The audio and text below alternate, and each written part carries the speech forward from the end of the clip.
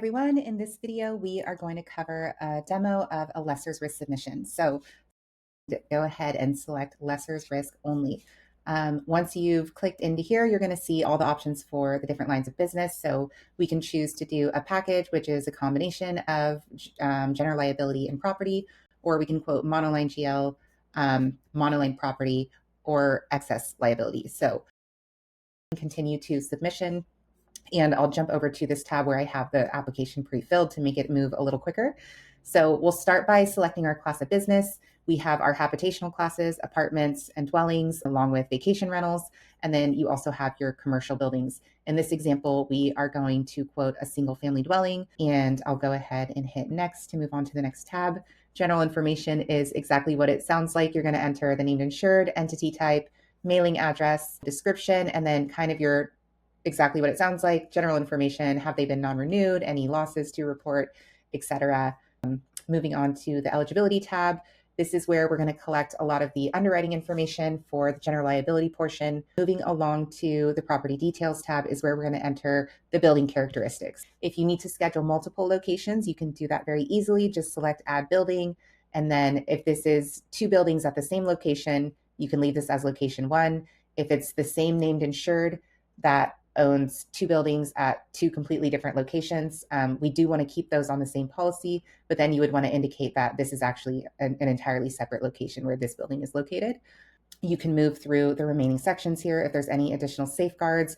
For example, if they have central burglar alarms and central fire alarms, we can often remove the theft exclusion. So those are good to indicate if those exist. You can kind of broaden the coverage there.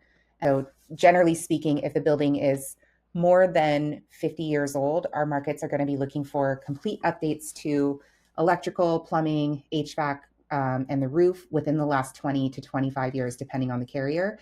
And so you can indicate that by leaving the original year built here. In this case, the building is more than 50 years old. So in order for me to get a quote back, I do need to indicate that all four of these systems have been updated within the last 20 years.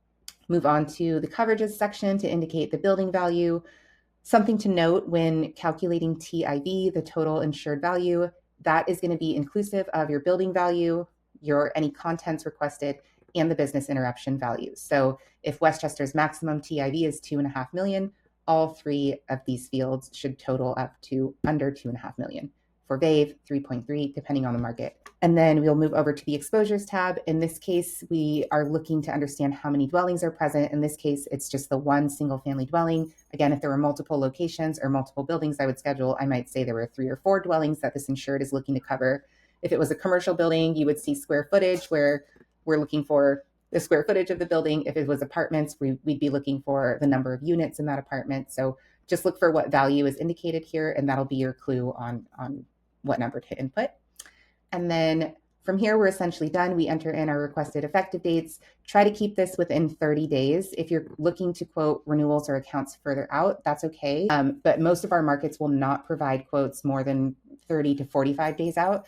So you would want to submit it within 30 days. Once you get a quote back and you know that it's within appetite and you get a sense of the rate, if it's going to be competitive, then you can come back closer to the actual renewal date, come back to the same submission, just resubmit it to refresh it, and then you'll have a valid quote that you can bind within range of the effective date that you're looking for. And that you get a final chance to review the information in the application. If everything looks good, go ahead and submit it to all the available markets. That is essentially the lessor's risk demo.